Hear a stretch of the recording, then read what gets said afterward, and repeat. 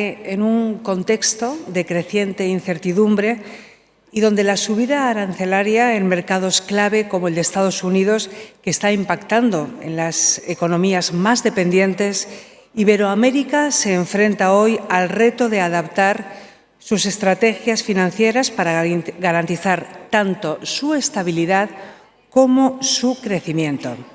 Juan Carlos Escotet, presidente de Abanca, explorará ahora sobre el rumbo y también las amarras que son necesarias para navegar en un entorno volátil y en ocasiones muy intempestuoso. La entrevista la va a realizar Amanda Mars, directora del periódico español 5 Días y subdirectora de Información Económica del diario El País.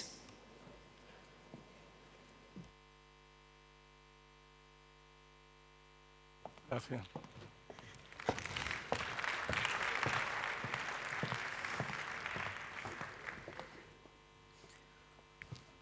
Buenos días y muchas gracias a todos. Gracias a CEAPI por contar conmigo para moderar esta entrevista tan interesante con Juan Carlos Escotet y gracias a los que están aquí siguiéndonos y escuchándonos en Sevilla. Muy bienvenido.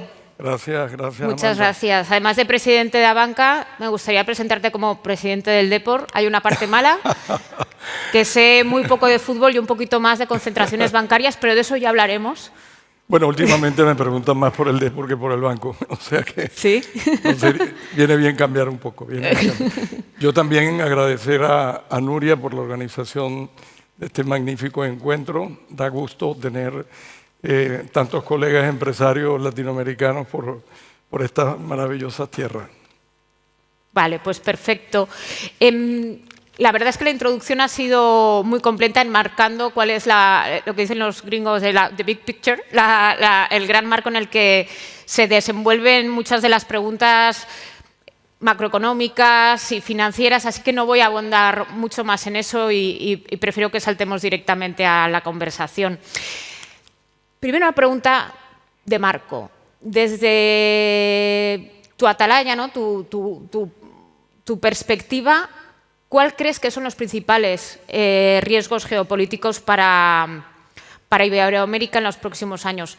Evidentemente, al preguntar esto es hablar de Trump, de sus políticas arancelarias, migratorias, de divisas, pero yo creo que también de las oportunidades para los bloques comerciales, ¿no? Los principales bloques de la región, y hablo de Mercosur, de la Alianza del Pacífico. Sin duda.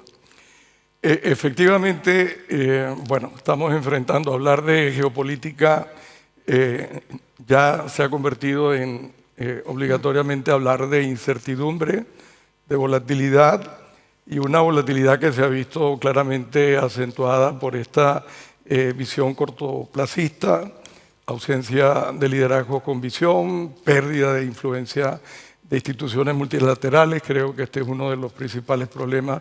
O sea, la pérdida del multilateralismo creo que va a ser un elemento muy complicado en la gestión del nuevo orden económico y político mundial.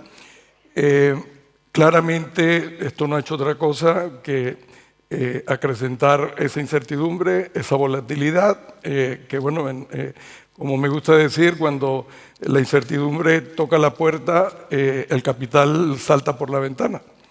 De manera que esto nos ha llevado, pues, esta nueva administración Trump en una vocación de políticas más proteccionistas. Lo que ha hecho es agregar, pues, claramente más volatilidad y hacer más desconocido y más difícil producir los posibles efectos de segunda ronda. Yo sin embargo, me voy a atrever porque creo que aquí hay un cambio drástico de las reglas del juego.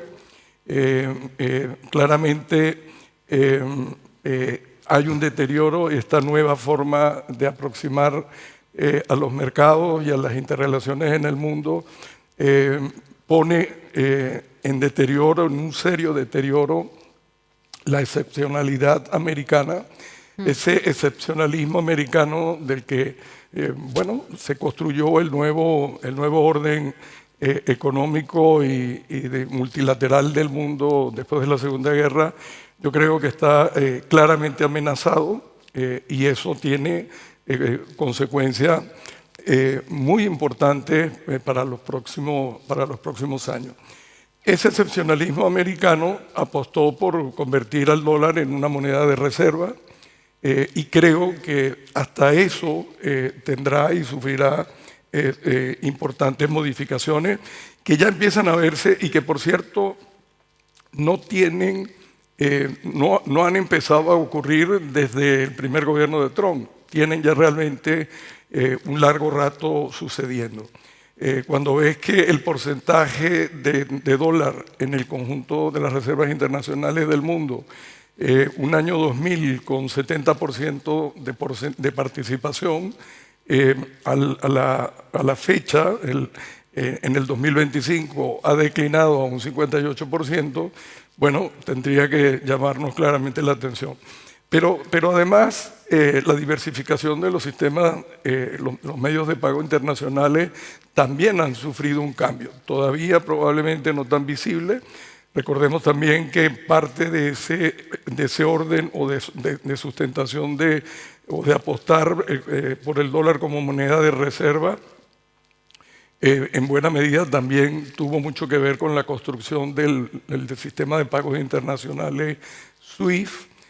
Claramente el sistema de mayor hegemonía en el sector bancario, con 11.000 bancos en el mundo, gestiona con presencia en más de 200 países. Se podría decir que es imposible hacer una transacción de comercio internacional si no utilizas el sistema SWIFT. Pero hasta eso está cambiando. Ha aparecido el CIPS, que es el Cross Border Inter-Exchange Payment System, promovido. Ya hay un conjunto de participantes de 180 países, en donde básicamente lo que se está buscando es que el yuan tenga mayor protagonismo en el comercio internacional. Ciertamente en el peso del total de las transacciones todavía es pequeño. Estamos hablando en tamaños del 4,8-5%, mientras que por el contrario el SWIFT representa 48% del total de las transacciones en ese sistema internacional de medios de pago. Pero los ritmos de crecimiento que trae justamente el CIPS hacen pensar claramente en que hasta eso va a terminar recompuesto. De forma que creo que vamos a ver un nuevo orden, me atrevo, así como hablamos de pérdida de multilateralidad y hablamos de ese mundo unipolar que conocimos ya mucho más multipolar en las actuales circunstancias, yo me atrevo también a decir que vamos a ver un mundo multipolar monetario. Y no lo digo únicamente por estas dos referencias a las que estos dos elementos a los que hacía referencia. Lo digo también por la aparición de monedas descentralizadas. Lo digo también porque gracias a las políticas de Trump, en el fondo, dilemas económicos que estaban planteados, permíteme hacer referencia, es un poco técnico, pero creo que vale la pena para entenderlo. El dilema de Triffin. El dilema de Triffin en el 60 hablaba, antes de la caída de Bretton Woods, hablaba de que si tenías un mundo con una sola moneda de reserva, ¿qué suponía eso? Bueno, ese país tendría, en este caso hablando del dólar, ese país tenía que hacer emisiones ingentes de dólar en los mercados internacionales. Hacer eso suponía evidentemente déficits comerciales relevantes y tener de manera recurrente déficits comerciales permanentes, recurrentes, bueno, pues terminaba de alguna forma erosionando la credibilidad en esa moneda y en consecuencia pues la posibilidad de que se mantuviera como moneda de reserva era bastante más complicado. Bueno, a pesar de la crisis de Nixon en el 71, a pesar de la eliminación del patrón oro, la realidad es que Estados Unidos fue y el dólar ha sido moneda de reserva sin mayores dificultades durante todos estos años. Sin embargo, creo que la comparativa de aquellos momentos frente a los actuales, y esto no ha hecho sino Trump, que es una permanente exacerbación liderada por Trump, y me cuesta entender las razones porque creo que no hay buenos motivos para hacerlo, pueden hacer que ese dilema de Triffin se tensione y se pueda de alguna manera perder mayor credibilidad justamente en el dólar. Y lo veo además porque hay que pensar que los bloques económicos históricos, la relación, por ejemplo, con Europa, esa confianza entre los aliados, bueno, pues cada vez se ha venido menguando. Obviamente los bloques económicos están buscando alternativas y han aparecido nuevas realidades de monedas digitales que de alguna manera podrían apuntar a esa pérdida de moneda de reserva que comentaba. Es decir, esa predicción de alguna forma hoy puede tener mucho más vigencia, entre otras cosas porque la realidad macroeconómica de Estados Unidos es completamente distinta. Los niveles de deuda superiores a PIB, niveles de deuda de 120 a Producto Interno, déficit primarios del 6,3, es una realidad completamente distinta. Entonces, cuesta entender por qué frente a semejantes niveles de amenaza y ocurriendo unos cambios a la velocidad que están ocurriendo, el señor Trump insiste de alguna manera en este tipo de decisiones. Por otro lado, viendo un poco impactos en América Latina, te diría pues que los veo razonablemente limitados. Hablamos de la guerra China-Estados Unidos, pero la realidad es que su primer socio comercial es Canadá, y eso se dice poco, y su segundo socio comercial es México. De manera que el nearshoring y todo lo que esto supone a efectos de formación de precios, a tratar de producir de la manera más eficiente, no es fácilmente reemplazable, no lo es desde ningún punto de vista por el tipo de intercambio comercial que hay, manufactura, empresas digitales, agricultura, muy difícil de hacer sustituciones muy rápidas, de manera que creo que la política de la señora Sheinbaum de cabeza fría está funcionando realmente bien. Un poco diferente del señor Carney, veremos a ver qué nueva aproximación tiene, pero creo que Canadá, México y Estados Unidos, a pesar de Trump, están obligados a entenderse. Creo que ha habido un avance en política migratoria. El conjunto de medidas y el compromiso que asumió México de parar la inmigración se ha cumplido religiosamente. Las caídas son 95% de los niveles de inmigración que había. En el caso de Canadá es completamente distinto. De forma que esto traerá problemas para América Latina en el sentido de que le traerá mayor tensión por los temas de geopolíticos que proceden del exterior, mayor polarización social, pero yo creo que hay un mundo de oportunidades. Y permíteme mencionar uno solo, Mercosur.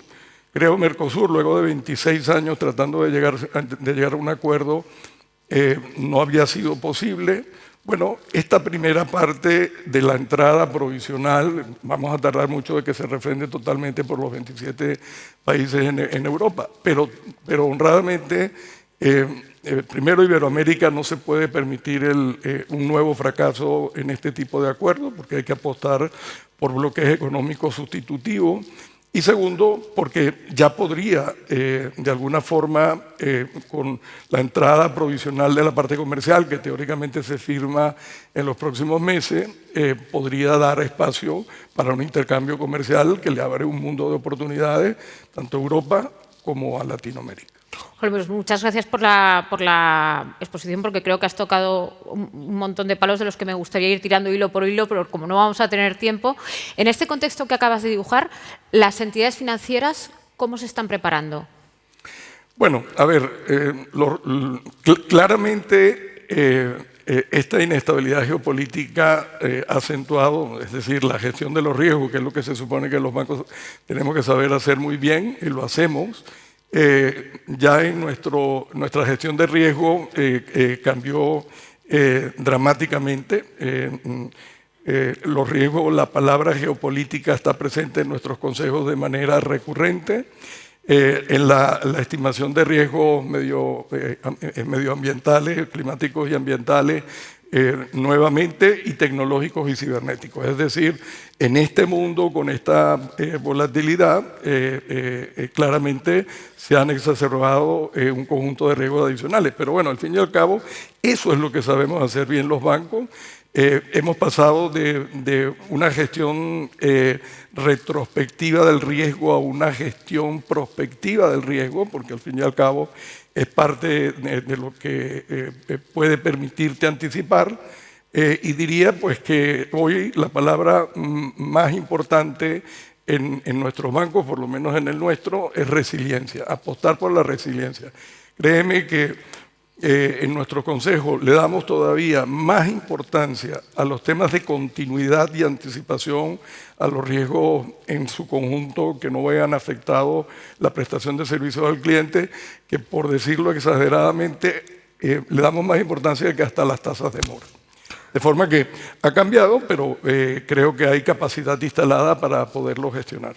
Y en medio de esta volatilidad, creo que las diferentes normativas también son un reto, y ahora quiero bajar a banca.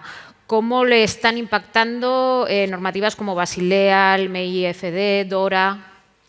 Bueno, a ver, cuando las calificadoras de riesgo, me preguntan qué me preocupa para los próximos 5 años, me preguntan, dame 3 cosas que te preocupan, le digo: hiperregulación, hiperregulación, hiperregulación. Creo que aquí la dinámica, creo que hay una oportunidad magnífica para Europa en el momento en el que estamos.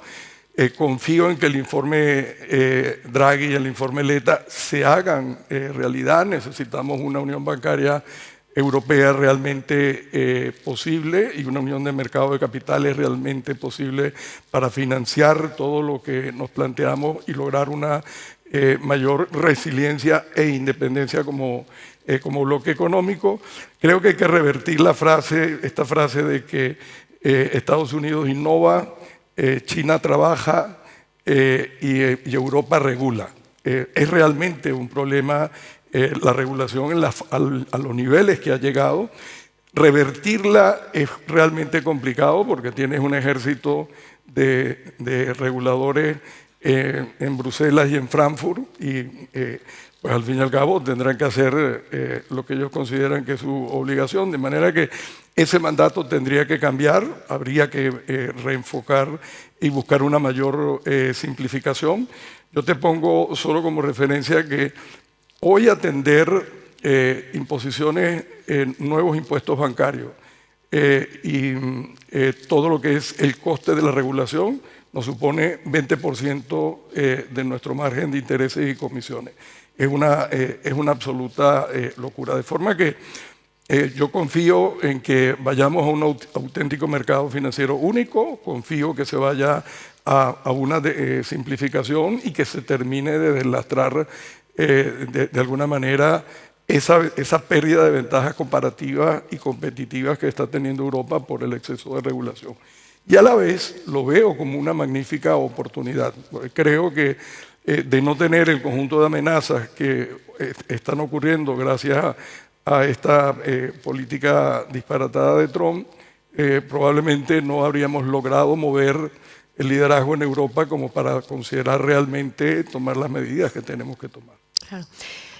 Nos quedan apenas 2 minutos y sigo con Abanca. Quiero preguntarle cómo ve el proceso de consolidación bancaria en España, qué papel quiere que su banco juegue en él y, más en concreto, se les ha puesto en el tablero como posibles pretendientes o pretendidos del Banco Sabadell. A ver, sobre lo del Banco Sabadell, para empezar por lo último y no menos importante, fuimos enfáticos, no tenemos ningún interés, no lo vamos a contemplar. Y básicamente nuestra apuesta, la verdad es que en estos últimos 10 años somos una combinación de crecimiento orgánico e inorgánico. Hemos llevado adelante 9 integraciones, adquisiciones e integraciones. Eso nos ha permitido convertirnos en séptimo banco de España y séptimo banco de Portugal. Hemos dentro de ese proceso llevado adelante 2 fusiones transfronterizas que tienen lo suyo, porque hablamos mucho en Europa de la necesidad de grandes bancos y realmente cuando tienes que hacerlo en otro país distinto al tuyo, suele ser muy complicado. Nosotros vamos a seguir nuestro camino en la forma en que lo hemos venido ejecutando. Tengo que decir que las oportunidades de consolidación creo que cada vez van a ser más reducidas y es una razón muy clara. Nosotros cuando tomamos la decisión en el 2017 de acelerar nuestro proceso de adquisiciones e integraciones, teníamos un mercado completamente diferente, tipos de intereses negativos, rentabilidades bancarias en niveles del 5 o 6%, bancos que cotizaban, los que cotizaban en bolsa con descuento a valor libro, era una realidad completamente distinta. En estos 2 últimos años, con la modificación de la política monetaria, los bancos hemos pasado a tener rentabilidades de doble dígito, cubrimos holgadamente nuestro coste de capital, y por ende, y eso empieza a reflejarse en la cotización de los bancos en el mercado, cotizaciones ya por arriba de valor libro. No hay mucho incentivo para vender y en consecuencia tampoco para fusionar. Pero espacio para las fusiones creo que sigue existiendo. España es un mercado, a pesar de todas las integraciones que han habido en estos últimos años, es un mercado extraordinariamente competido. Déjame ponerte 2 referencias que lo confirman. Somos la segunda tasa hipotecaria más baja de toda Europa. Somos la tercera, cuarta en la financiación de consumo y empresa. Pero si lo comparas con Alemania, que tiene niveles de concentraciones inferiores a los nuestros, superan en los 3 rubros las medias de financiación europea. La capilaridad de la banca española permite nuevas integraciones y claramente sin destruir, por supuesto que habrá que ver la particularidad de las que se puedan plantear sobre la mesa, sobre todo si son a gran escala, pero yo creo que hay espacio sin pérdida de competitividad. Muy bien. Bueno, pues con eso nos quedamos. Muchísimas gracias, señor Escotet. Ha sido Gracias un placer, a ti, Amanda. como siempre.